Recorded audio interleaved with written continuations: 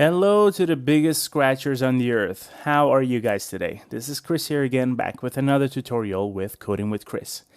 So today we're continuing to build our shooter game. Last time we made the players.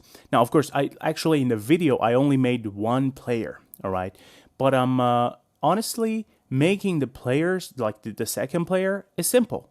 All you have to do is to duplicate your player one. And then when it comes down to changing some parameters, the first thing you need to change is how to control your player 2.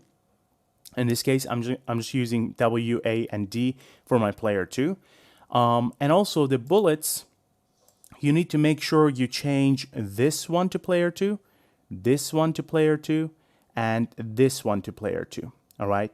Now, I do also need you to go ahead and change the trigger for our bullet for the player 2 because, if you just press space, because our player one trigger was space, but a player 2 needs to be maybe another key. For me, I chose H for now. So look, if I press H now, my player 2 shoots, and then if I press space now, my player 1 shoots. And also, I went ahead and changed the color of the player 2's bullet. You don't have to do that, but it's just just something you can do. Anyways, so what is next? Well, the next thing I want to do for today's tutorial is actually the effect of getting hit by the bullet. So look again. So right now I can just kind of move both of my players. It's good. The movements are very nice.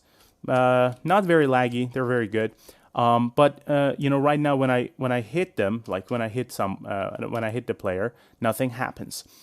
So how do we deal with that? Well, let's go to player 1. And in this case, I want to go ahead and say if the player 1 gets hit by either of these bullet right or bullet left of the player 2, if it gets hit, basically what we want to do is to change the brightness. So what does the brightness effect do? Well, if you guys go to looks and you grab this one, inside of it there's a whole bunch of stuff that you can use. You can just kind of experiment with different ones, but for now I just need the brightness. Look, if I say change brightness effect by 25, you'll see that it will become a little bit brighter. And if I change it by -25, it will go back to the normal color. So what we need to do is to essentially change that to by 25 and then wait a little bit and then change it back. So it kind of looks like we got hit by the bullet. So like it just kind of shows the effect. So I'm going to put this one here first, and I'm going to change it to 25. And then I'll say, so I need to get the touching the sensors. So if touching player 2's bullet and another one, so I need to sense for both sides. We have 2 bullets, remember. We have right and left. So if we're touching either of those, which means I need to get the OR operator. So if touching bullet left 2 or bullet right 2, then I want you to change brightness by 25 and then wait.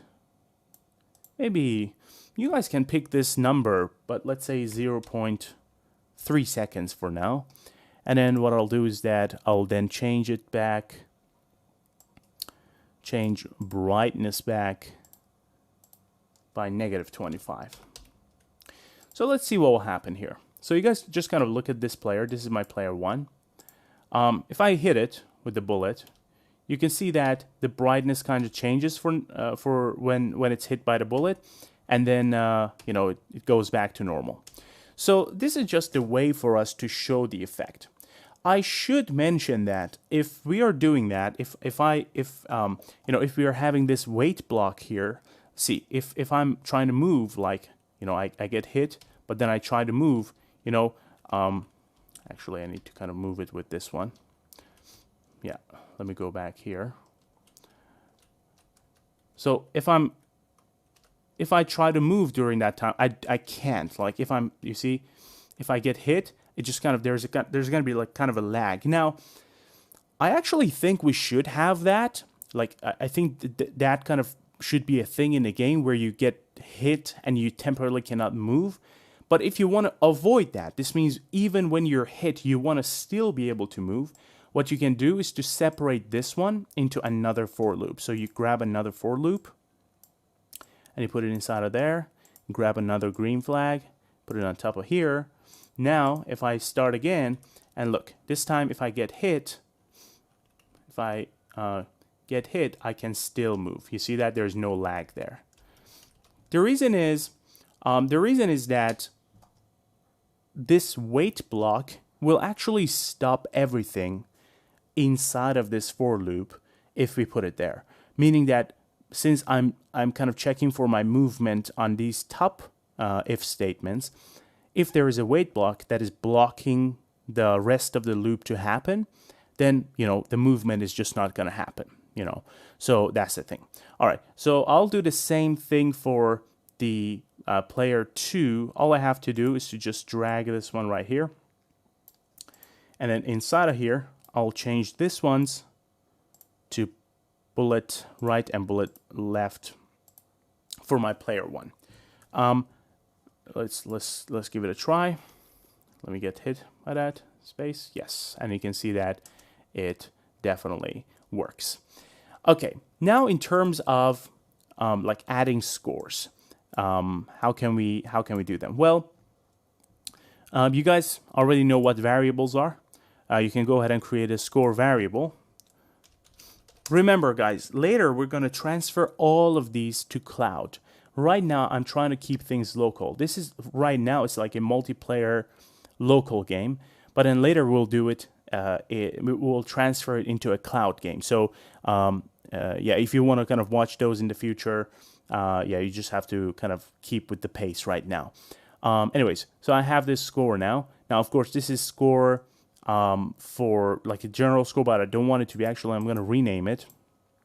I'll say score 1, and or actually, okay, I'm gonna actually call it player 1 instead of score 1. Player 1, and then I'll make another one, player 2. And then here we can keep the score. So how should we keep the score? Well, in this case, you see if, like for example, the thing gets hit by the bullet, basically we just change the brightness, but then later we will we will kind of add the score. So let's do that. We'll say, first of all, in the beginning, we want to set both scores to 0. Set both scores to 0. And then if this player gets hit, we want to add to player 2's score. So say player 2 plus 1. And then we basically go to this other one too. Here we say change player 1 plus 1. So let's try that. So let me hit this one. Okay, perfect. You guys can see that the score changed. And if I hit this one, all right, you can see that we get scores just like that. All right, so this is so far we've made the 2 players, and things are starting to shape up. You can start even making your own backdrops. My plan is right now. So the whole plan for the game is that there's going to be 2 players, playing around trying to fight each other, something like a like a battle royale game, but if it was for 2 people only. What I have in mind is that sometimes, like occasionally, there's going to be this kind of mini enemies coming in. And in that case, both of these guys actually should cooperate to get rid of those enemies. And then after all of those enemies are gone, then they can continue fighting each other. All right, that's the thing that I'm planning to make in the future. Also, like I said, everything's going to be cloud. Everything's going to be online, so that people can play from far from each other. Anyways, guys, this is for today's tutorial. Make sure you go ahead and put these changes into your game, and then keep up with my future tutorials as well. Make sure you subscribe, leave a like, and share this video with your friends. And until the next video, to all of you, have a good day and bye-bye.